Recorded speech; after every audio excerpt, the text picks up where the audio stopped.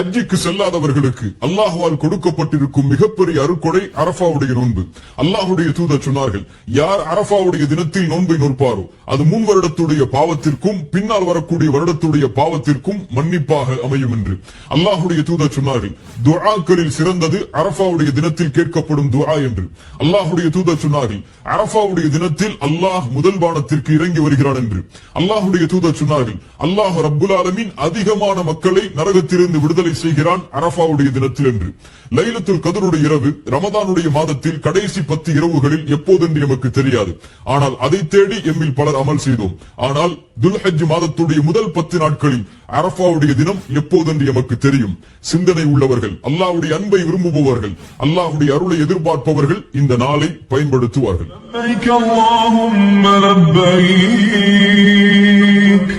لبيك لا شريك لك لبيك